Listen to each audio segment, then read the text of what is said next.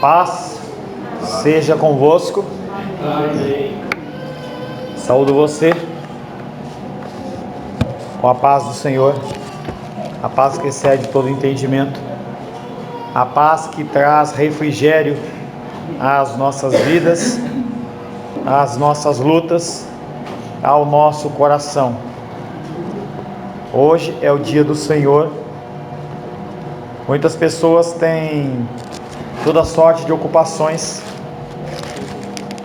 priorizam outras coisas, mas você tem entendido que o dia do Senhor é dele. E eu agradeço a Deus pela sua vida, que está comigo nesta noite para juntos cultuarmos a Ele. Em nosso último encontro estivemos meditando sobre o tema o alimento espiritual de Jesus. A indústria e o comércio que mais cresce é a indústria alimentícia. Cresce em tamanho e piora em qualidade. Alimentos modificados, contaminados com agrotóxicos, uso de hormônios e drogas para se acelerar o crescimento dos animais, comidas ultraprocessadas, são alguns dos prêmios que recebemos em nossas vidas todos os dias.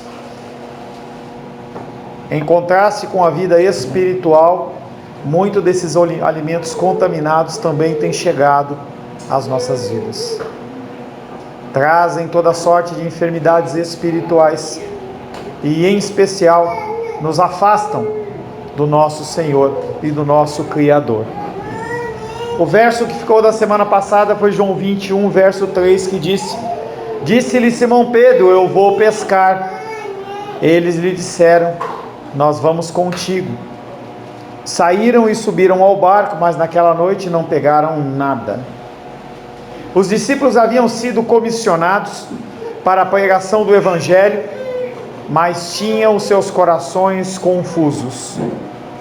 Especialmente Pedro, que acumulava também a vergonha de ter negado Jesus Cristo 3 vezes. Tudo isso leva os seus discípulos a se afastarem do caminho proposto e buscar a satisfação em algo diferente de Jesus. Todas as vezes que você buscar satisfação em outras coisas que não sejam o Senhor Jesus Cristo, você não vai ficar satisfeito. O fruto desta procura dos discípulos foi fadado ao fracasso, como assim o é na minha vida e na sua vida.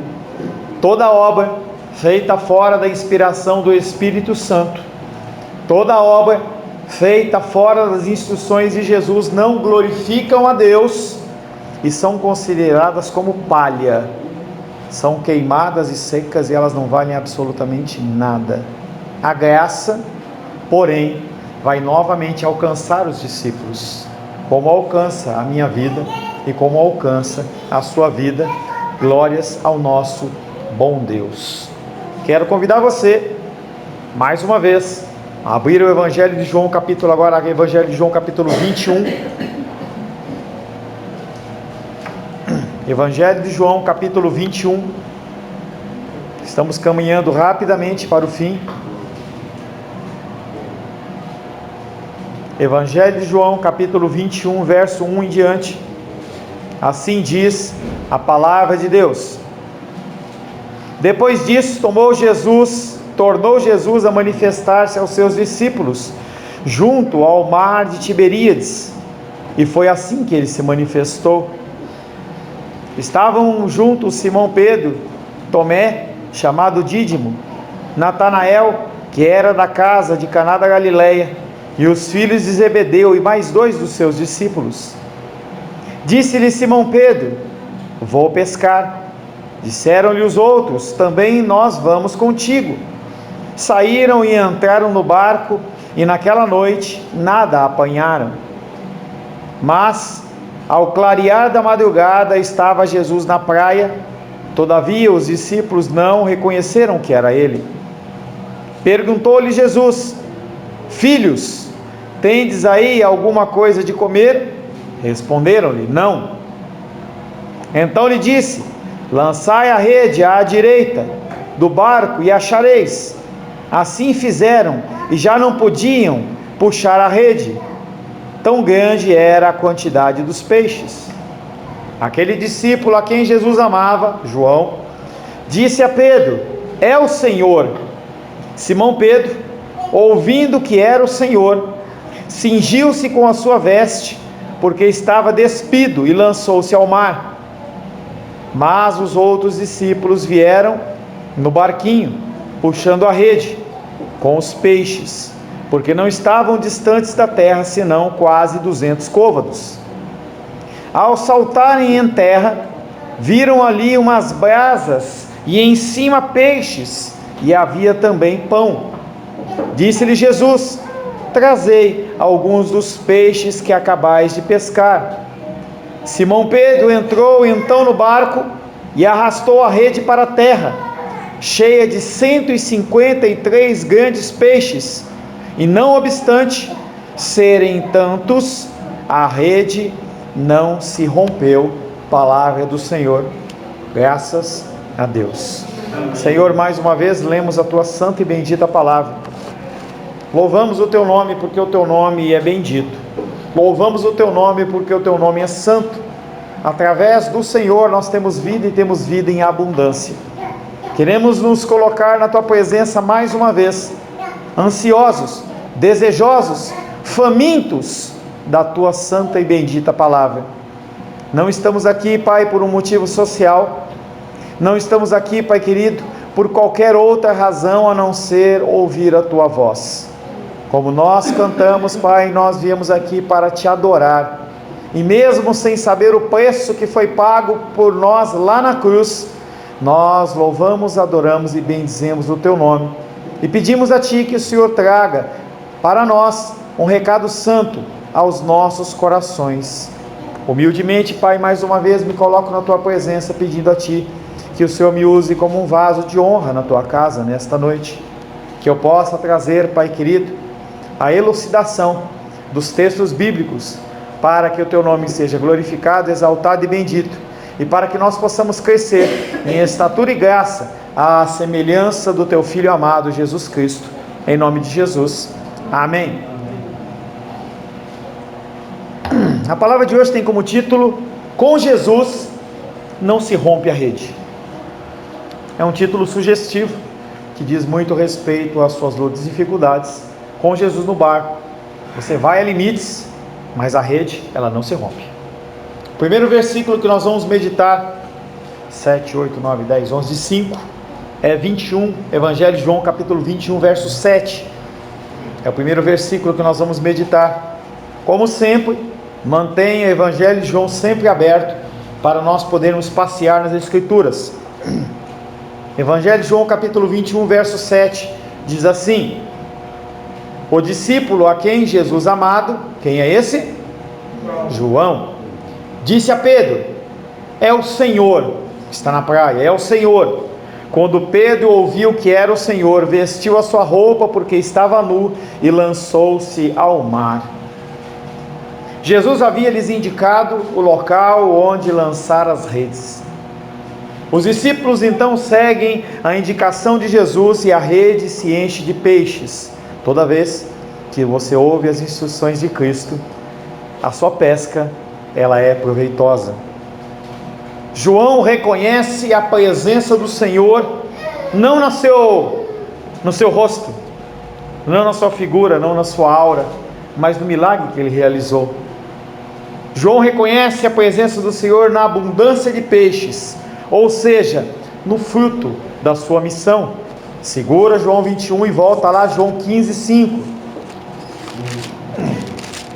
João 15, 5. Diz assim: eu sou a videira verdadeira, ou melhor, eu sou a videira, vós os ramos. Quem permanece em mim e eu nele, esse dá muito fruto, porque sem mim nada podeis fazer. João, que foi testemunha da vida, que mostrou de Jesus na cruz, João 19:35, João 19:35. Aquele que viu isto, testificou, sendo verdadeiro o seu testemunho, e ele sabe que diz a verdade, para que também vós creiais. João reconhece a presença do Senhor na abundância dos peixes, porque toda a missão que Jesus Cristo está no barco, ela é frutífera. E esse discípulo que faz esse reconhecimento era o mesmo discípulo que estava perante Jesus Cristo no momento da sua crucificação. O evangelista mostra isso, mostra com isso que é nosso dever elevar os nossos corações a Deus imediatamente que algum ato de bondade flui do favor daquele que é o autor de toda a bênção. Algo que tem que fazer parte da sua vida é a ação de graças.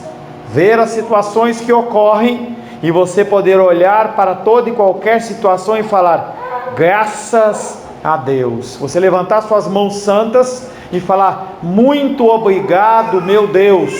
Salmos 95, verso 2 e 3 diz: saiamos ao seu encontro com ações de graças, vitoriemo-lo, ou seja, reconhecemos a nossa vitória nele com salmos, porque o Senhor é Deus supremo e o grande rei acima de todos os deuses, e ele muda a tua sorte. Aleluia. Esse santo reconhecimento da graça de Deus, a qual habitava o coração de João, o levou também ao reconhecimento de Cristo, porque ele não reconhece Cristo com a sua visão natural, mas ele se convence que aquele milagre que aconteceu, aquela manifestação daquela pesca milagrosa, depois de uma noite inteira de pescaria, sem pescar um peixe, ele reconhece, não é a ação humana, mas é a ação divina. Este reconhecimento de João é algo que você tem que começar a praticar, para que cada vez mais você consiga identificar a ação de Cristo nas pequenas coisas, para que nas coisas grandes também você consiga reconhecer e glorificar o nome dele. O Senhor tem feito maravilhas na minha vida, o Senhor tem feito maravilhas na sua vida, e muitas vezes você, no afã de resolver uma série de problemas, você não consegue olhar, você não consegue ver a saúde, você não consegue ver a provisão, você não consegue ver o alimento, você não consegue ver toda a sorte de benefícios que o Senhor está concedendo, simplesmente porque às vezes apenas a tua unha está encravada e você esquece de ver todo o resto. Por fim, Pedro compreende. Quando João fala, é o Senhor, e ele compreende. A falta de roupa de Pedro aponta para a falta da vestimenta adequada do discípulo. Nós temos que estar sempre prontos para todo tipo de situação, inclusive reveses, e Pedro não estava pronto, ele estava despido. Efésios capítulo 6, verso 11 fala: revesti-vos de toda a armadura de Deus, para poderes estar firmes perante toda astuta cilada do diabo. Se você não está pronto, se você não está preparado, quando a luta e a dificuldade vem, você tropeça e você cai. Não quer dizer que você não vai levantar, mas que no mínimo você vai ralar o seu joelho. E a palavra de Deus fala: mantenha-se sempre preparado. Quando Pedro compreende, quando ele ouve o recado do discípulo amado, ele toma uma atitude. Ele amarra a sua roupa, mas ele não amarra a sua roupa e se veste de uma maneira comum. Ele se veste igualmente quando Jesus Cristo se preparou para lavar os pés dos discípulos. João capítulo 13, verso 3 e 4. Infelizmente, a nossa língua portuguesa não permite que a gente faça essa associação diretamente, mas o texto bíblico que diz que Pedro se vestiu, o texto, a expressão usada é a mesma já usada em João capítulo 13, verso 3 e 4, quando Jesus Cristo ele se veste para lavar o pé dos discípulos. João capítulo 13, verso 3 e 4. Sabendo este que o Pai tudo confiara às suas mãos, e que ele viera de Deus e voltava para Deus, levantou-se da ceia, tirou a vestimenta de cima e, tomando uma toalha, cingiu-se com ela. O termo é exatamente igual o termo usado quando Pedro ele se veste. Pedro, a partir de agora, ele está disposto a seguir Jesus Cristo até a morte. Pedro é o único que se atira no mar, separando-se do grupo, por entender ser o único também que deve corrigir sua atitude anterior de negação ao Senhor. Sempre que você vê nas Escrituras falar sobre mar, mar tem sentido de confusão. O mar é onde estava a luta e a dificuldade dos discípulos, e quando eles chegam na terra, é a simbologia da terra prometida onde Cristo está. João capítulo 21, verso 8. Se quiser diminuir o ventilador ou desligar, fiquem à vontade, tá? 21:8. Os outros discípulos, que não estavam longe da terra, mas cerca de 200 côvados, vieram com o barco. Pode ajudar ele, Shirley, por gentileza? Os outros discípulos... Obrigado. João 21, verso 8. Os outros discípulos que não estavam longe da terra, mas cerca de 200 côvados, vieram com o barco arrastando a rede com os peixes. O resto do grupo não imita Pedro e permanece no barco, mas logo depois eles também vão se encontrar com Cristo. Esses 200 côvados, eles equivalem a aproximadamente 100 metros. A terra que eles estão chegando, o mar que eles estão deixando e a terra que eles estão chegando se referem figuradamente à terra prometida, aonde Jesus Cristo se encontra, aonde Jesus Cristo ele traz a bênção e a prosperidade. João capítulo 21, verso 9. Os outros discípulos, quando saltaram em terra, eles não viram Jesus. Eles viram ali brasas acesas, e sobre elas peixe e pão. Eles não viram o homem, eles não viram o Deus, o Senhor de Israel. Eles também ouviram o que João falou, mas eles, quando desceram, eles não reconheceram ele como o Senhor. Em terra, a primeira coisa que vem não é Jesus em si, o fogo e a refeição. Aqueles homens, eles estão preocupados com outra coisa. Eles não estão preocupados com o Senhor. Ele, Jesus, preparou expressão do seu amor para com eles, independente do que eles esperam e do que eles buscam. Jesus Cristo, ele está lá para servi-los. É comigo e com você da mesma maneira. Mesmo que você não intente a busca ao Senhor, ele continua com o seu braço estendido. Quando Jesus estendeu a sua mão, ele estende a mão para mim e para você. Jesus continua sendo o amigo que se põe a serviço dos seus, mesmo eles não tendo ouvido o recado, mesmo eles não tendo tido colocado em prática a ordenança. Jesus Cristo continua sendo amigo deles e continua se pondo como servo deles. A Santa Ceia, sinal da sua acolhida, é um dom de Jesus aos seus amigos. Ali representa uma Santa Ceia. É onde eles vão buscar o alimento, onde eles encontram a figura de Cristo. Os alimentos que os discípulos veem são os mesmos que Jesus repartira na multiplicação dos pães. Você não precisa abrir, é um texto conhecido, está em João capítulo 6, verso 9, 10 e 11, quando Jesus Cristo olha aquela grande multidão, ele olha e fala assim: vocês têm alguma coisa aí? E eles falam: olha, aqui tem alguns pãezinhos e alguns peixinhos. E Jesus Cristo fala: isso é suficiente. O pão deu origem ao discurso de Jesus, e após ele multiplicar os pães, ele fala: eu sou o pão da vida. Apesar de vocês estarem satisfeitos com esta abundância de multiplicação de pães e peixes, eu tenho algo muito melhor para vocês, que é a minha pessoa. Após dar a vida, Na cruz ele pode dar o seu pão. O seu pão, ele não é alimento físico. O seu pão, ele é alimento espiritual.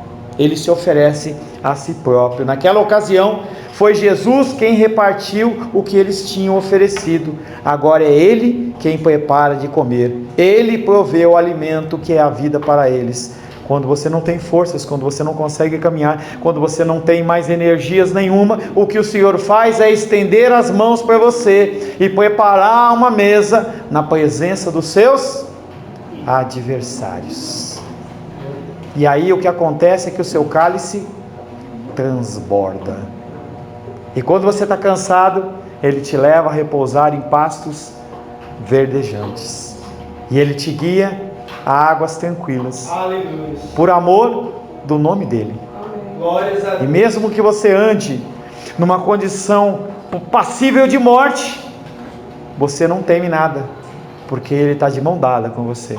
Glórias a Deus. E você com Ele vão poder conviver por todos os dias da sua vida. Glória a Deus. João 21, verso 10. Jesus lhes disse: trazei alguns dos peixes que acabais de pegar. Interessante essa frase, João 21, verso 10, me veio à mente agora. O mesmo Jesus que havia multiplicado pães e peixes em duas ocasiões, e uma delas nós falamos, João 6, de 9 em diante. Será que Jesus Cristo ele precisava de que aqueles homens trouxessem peixes para colocar na brasa? Será que ali ele não poderia ter orado ao Senhor, e aquele peixe ali ia se multiplicar, e aqueles homens iam comer, iam ficar saciados? Mas Jesus Cristo lhes disse: trazei alguns dos peixes que acabais de pegar. Ainda que a rede de repente estivesse cheia, sem qualquer esforço excessivo da parte deles, contudo a pesca deles, Jesus Cristo atribui ao esforço dos discípulos. Trazei alguns peixes que vocês acabaram de pegar. Assim denominamos o pão que diariamente comemos, ao pedirmos que Ele nos seja dado. Mateus capítulo 6, verso 11, fala do pão nosso de cada dia que nos dá hoje. É uma oração diária. Nós temos as nossas despensas e as nossas geladeiras cheias de alimento, algumas mais, outras menos, mas você tem alimento. Mas a palavra de Deus fala que é para você pedir o alimento todo dia. É como se você fosse acordar e falar: Senhor, minha despensa está vazia, você pode me dar alimento hoje? E aí o Senhor vem e prepara uma mesa para você. E quando Ele prepara, você tem que reconhecer em ação de graças que tudo veio dEle. O alimento que eles veem e que Jesus preparou é diferente do que eles obtiveram por indicação dEle. Esse último é fruto do seu trabalho. O que acham preparado é dom gratuito. Um demanda esforço, o outro é dom gratuito. A tua salvação, dom gratuito. A tua santificação, seu esforço. Você precisa se esmerar, você precisa se dedicar. Pode ser que nós venhamos a falecer hoje mesmo. Pode ser que você se encontre perante o Senhor, e não quer dizer que você vai ter salvação ou não vai ter, não é isso que eu estou dizendo. Mas o que você trouxe para o Senhor? Porque Ele fala: traz os peixes, traz o produto do seu esforço. No dia do juízo o Senhor Ele vai falar para você assim: o que você me traz? A salvação ela está garantida pelo meu sacrifício, Ele vai falar, mas o que você me traz? Existem, pois, dois alimentos: o que Jesus dá e o que se obtém do fruto da resposta à sua mensagem. Jesus pede-lhe sua contribuição, que se unirá ao que lhe oferece. Existe assim o meu e o seu, que junto do Jesus Cristo é o nosso. Quando nós falamos, por exemplo, dízimos e ofertas, você traz para Ele parte dos peixes, parte daquilo que Ele te deu, com um propósito. O propósito não é porque Ele precisa. Ele não precisa de mim e de você para manter esta casa. Eu gosto sempre quando o irmão Cláudio ora e ele fala: que Deus é o Deus do ouro e da prata. Ele criou todas as coisas. Você acha realmente que Ele se importa se você deposita 10, 50, 100, 1000? O que Ele está falando é, do que eu te dei, participa comigo da obra, participa comigo do meu sacrifício, da minha oferta ao Deus Altíssimo. É isso que Ele está falando. Esse texto não é um texto para se pregar sobre dízimo e oferta, mas também pode se referir a isso, mas pode se referir também ao teu esforço na casa do Senhor, ao teu esforço fora da casa do Senhor, em que as pessoas elas estão morrendo de fome e sede, e elas estão clamando por ajuda e pedindo para você, e Jesus Cristo fala: será que você pode trazer esse peixinho para mim? O peixe que Jesus oferece e que representa Ele mesmo, representa-o assim como o primeiro fruto do seu amor, que o levou à morte e que continua dando-se aos seus. Os peixes que os discípulos pegaram e devem trazer representam eles mesmos, enquanto o desenvolvimento do próprio amor pelo trabalho em favor do homem os faz dom de si, que alimenta a comunidade. A comunidade de Cristo, ela é alimentada sim pelo amor divino de Deus, mas também pela sua ação, pela sua oração, pela tua manifestação de amor para as pessoas que convivem com você, pessoas que, como eu disse, clamam por auxílio. Quando você assim o faz, você se une a Cristo nesta obra maravilhosa. Na Eucaristia, portanto, além do dom de Jesus aos seus, haverá de estar presente o dom de uns aos outros, o amor que responde ao seu amor. Na verdade, é o amor horizontal, o amor meu e seu pelo próximo, que segue o amor de Cristo, que é o amor vertical. Esta prática, este amor em prática, representa a comunidade de Deus. Jesus Cristo, Ele poderia simplesmente mandar anjos, Ele poderia inundar o coração das pessoas com o seu amor e não haver necessidade nenhuma da sua pregação e do seu testemunho, mas não é assim que Deus decidiu. Por isso que nós precisamos amar a Deus sobre todas as coisas, com todas as nossas forças, com todo o nosso entendimento, conhecimento e sabedoria, e também ao próximo como a nós mesmos. A comunidade vive de Jesus, do seu amor, mas também da missão do amor ao próximo, que realiza e expressa o amor a Jesus. João 14, 21. João 14, 21. Aquele que tem os meus mandamentos e os guarda, esse é o que me ama. Aquele que me ama será amado por meu Pai, e eu também o amarei e me manifestarei a ele. Este amor é também o dom do Espírito, mas exige a colaboração ativa da parte de cada um. E eu volto a dizer, Deus precisa disso? Não. Você tem que entender que isso é um privilégio que Deus dá para você. Quando as pessoas elas estão na prisão, elas estão condenadas a 1 ano, 10 anos, 20 anos, 30 anos. Uma das coisas que mais incomoda as pessoas lá é a desocupação. Então, quando alguém consegue um trabalho dentro da prisão, para eles não é um trabalho, é um benefício. Se um preso recebe um benefício de trabalhar na prisão, e ele comete algum delito, aquele benefício lhe é tirado. E nós na igreja, nós confundimos isso e achamos que não é um privilégio, é uma obrigação. Eu venho na marra. Eu venho porque tem que ser feito. Não, você tem que entender que a ação de Deus através da sua vida é um privilégio. É um privilégio você poder louvar ao Senhor.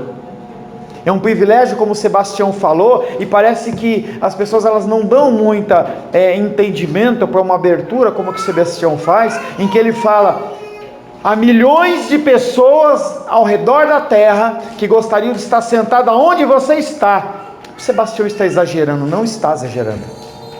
Pelo contrário, talvez ele esteja sendo simplista demais.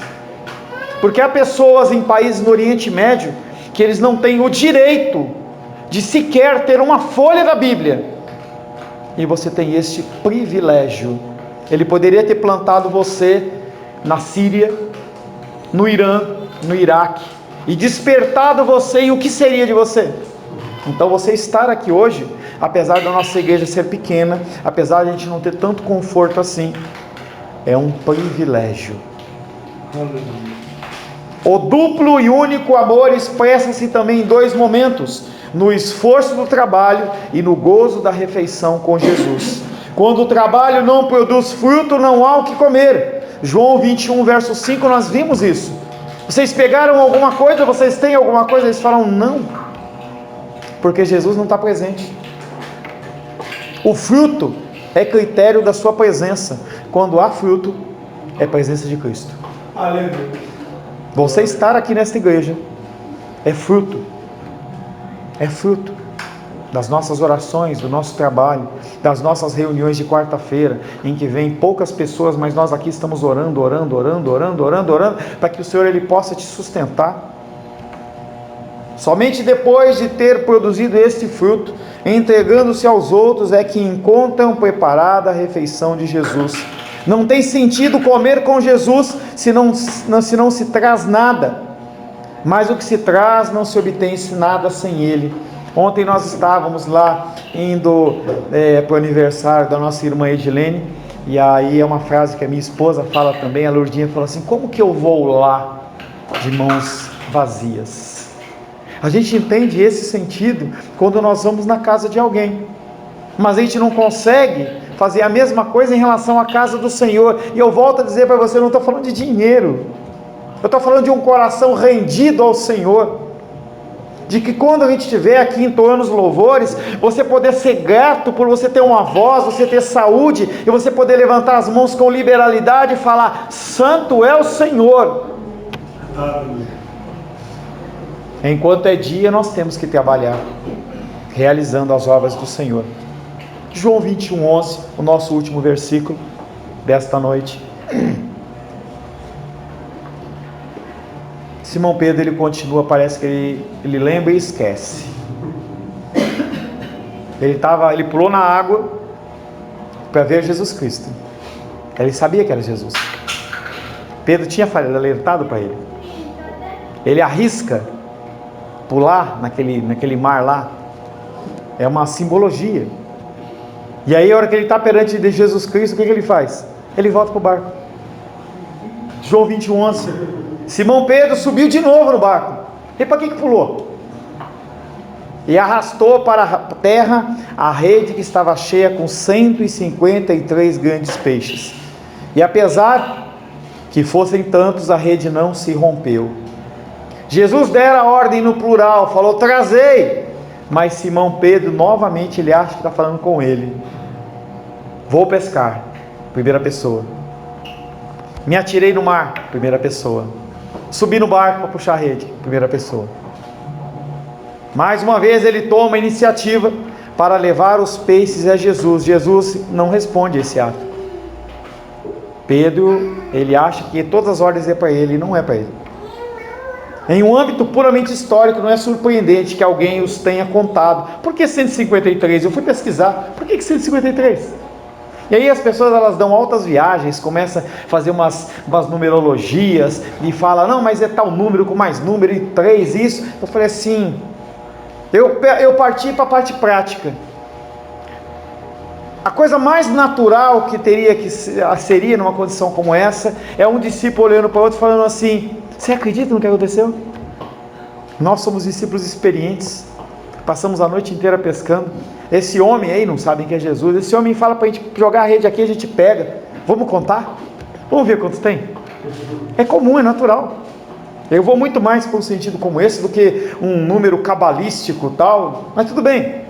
Mas será que João, ele cita a quantidade de peixes que não se rompe simplesmente como uma curiosidade? Ou será que o foco dessa expressão de Pedro, de João, está muito mais, não nos 153 peixes, e sim na referência daquela rede não ter se rompido. O verbo romper é o mesmo que foi usado na divisão dos discípulos, naquela roupa de Jesus. Lembra?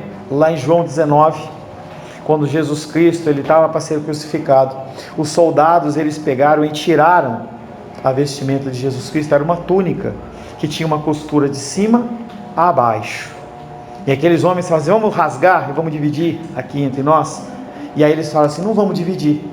E se você estava aqui e você se lembra, nós fizemos referência a essa túnica que não podia ser rompida em relação à igreja do nosso Senhor Jesus Cristo, que ela é indivisível. Apesar de nós termos igreja presbiteriana, batista, Assembleia de Deus e tantas outras, o corpo de Cristo é um só. Ele não muda, ele não se divide. É o grupo que o Sebastião falou, de milhões de pessoas que nesse momento, em algum lugar da terra, estão falando: Santo, Santo, Santo é o Senhor. O verbo romper é o mesmo que os soldados usaram quando estava sendo dividida, ou tentando ser dividida, as suas roupas. Na pesca, encontra-se, pois, então, um significado paralelo daquela cena. Lá, o manto dividido em 4 partes indicava a universalidade das comunidades espalhadas no mundo inteiro, ao passo que a túnica, que não se divide, indicava a sua unidade interna. Aqui se refere essa rede que não se rompe, a igreja do nosso Senhor Jesus Cristo. Não há como ela ser vencida pelo mal. Não há como esta igreja ser derrotada. Nesta passagem, as comunidades elas são representadas pelos peixes. Eu e você somos a referência daqueles 153 grandes peixes que estavam na rede, que não se romperam. A rede que não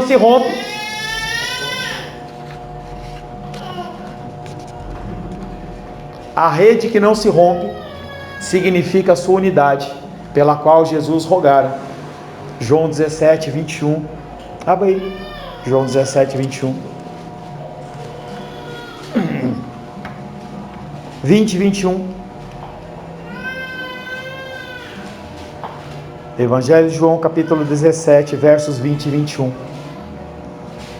Não rogo somente por estes, mas também por aqueles que vierem a crer em mim, por intermédio da tua palavra, a fim de que todos sejam um, e como és tu, ó Pai, em mim e eu em ti, também sejam eles em nós, para que o mundo creia que tu me enviaste. O objetivo desta rede é mostrar que, apesar das tuas lutas e dificuldades, você continua unido à videira verdadeira, e não é nem luta, nem dificuldade, nem principado, nem potestade, nem força dominadora deste mundo tenebroso, nem nenhuma hoste maligna, nem nada pode te separar do amor de Deus que está em Cristo Jesus. Glória a Deus. Grande é o Senhor e muito digno de louvor, na cidade do nosso Deus, seu santo monte. Alegria de toda a terra.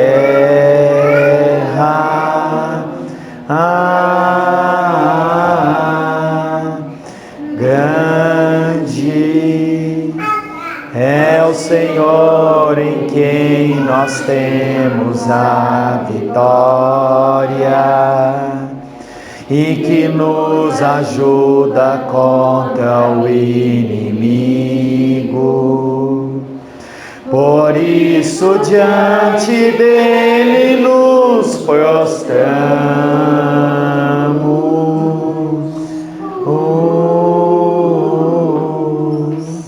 Queremos o teu nome engrandecer e agradecer-te por tua obra em nossas vidas, confiar Confiamos em teu infinito amor, pois só tu, Senhor, pois só tu és o Deus eterno sobre toda a terra e céus.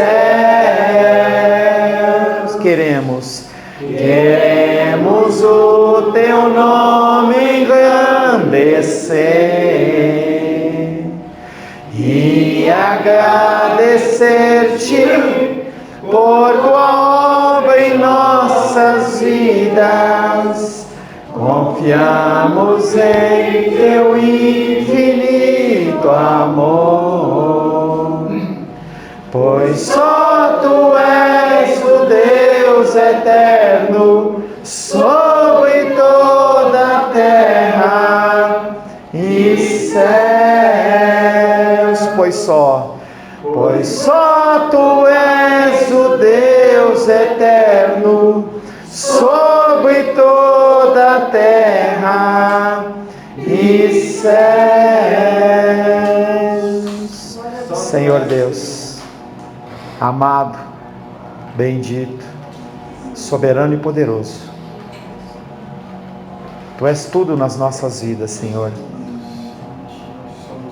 Te louvamos, Pai querido, pelo teu grande amor, pelo teu sacrifício, por teres nos resgatado na cruz do Calvário.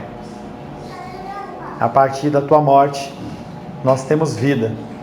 E mesmo que muitas vezes nós não reconheçamos, porque nós olhamos para os nossos problemas, nós temos uma vida e vida em abundância.